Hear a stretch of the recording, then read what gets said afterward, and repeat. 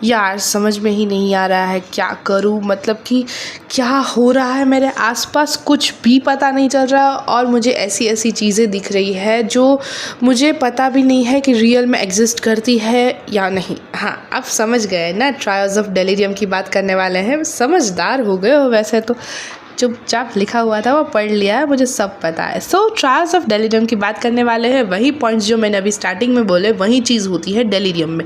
समझ नहीं आता आसपास क्या हो रहा है, जो चीज़ नहीं है वो दिखने लगती है और बहुत ही ज़्यादा कन्फ्यूजन होती है।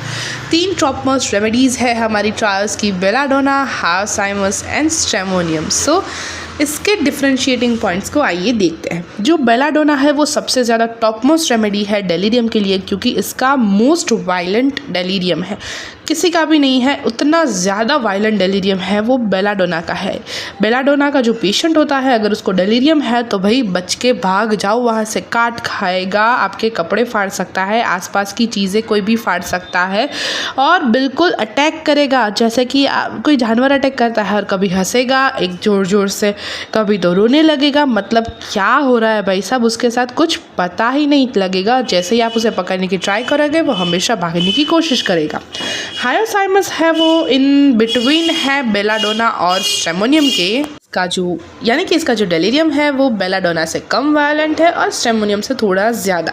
इसमें कुछ ना कुछ बीच में चीज़ें आपको देखने को मिलेगी, यानी कि पेशेंट है वो बहुत ही ज़्यादा रेस्टलेस है। यहाँ पर सिम्टम्स कुछ ऐसे होंगे जैसे कि कोई अल्कोहल पीता बंदा है और अल्कोहल विड्रॉल में चला गया है, अल्कोहल छीन ली गई है, अल्कोहल उसने नहीं पिया है तो कैसे बिहेव करेगा, भागने की कोशिश करेगा क्योंकि उसे अल्कोहल चाहिए तो वो वहाँ से भागने की कोशिश करेगा, वो उल्टे सीधे जवाब देगा। उसे हमेशा ऐसा लगेगा कि वो गलत जगह पर आ गया है और हमेशा इमेजिनरी चीज़ों के बारे में बातें करेगा कि मैं यहाँ होता या वहाँ होता तो कितना अच्छा होगा वगैरह वगैरह।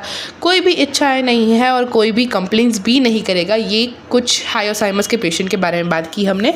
अब बात करते हैं स्ट्रेमोनियम पेशेंट के बारे में। फ्यूरियस डेलीरियम होगा, फ्यूरियस यानी कि बहुत ही ज़्यादा फ्यूरियस पेशेंट होगा, एकदम ही साथ तो एकदम ऐसे नाक पर ही बैठा हुआ होगा, बहुत ही ज़्यादा गुस्सा आ जाएगा during this delirium period.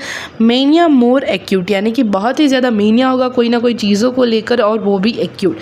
Loquacious है, यानी कि बात तो हमेशा करता ही रहेगा, पूरा टाइम बक बक चक चक चालू ही रहेगा, गाता रहेगा कुछ ना कुछ। और ये एक ऐसा पेशेंट होगा डेलीरियम का जो सबसे ज़्यादा ऑक्यूपाइड होगा एक चीज़ छोड़कर दूसरी चीज़ में। सो कंजेशन इज़ मोर सीन। सो ये हो गई हमारे तीनों रेमेडीज़ और डिफरेंशिएशन इन डेलीरियम की बातें। मिलते हैं नेक्स्ट वीडियो में नए ट्रायल्स के साथ। होप ये सीरीज आपको अच्छी लग रही होगी। Please do like share and subscribe. Thanks.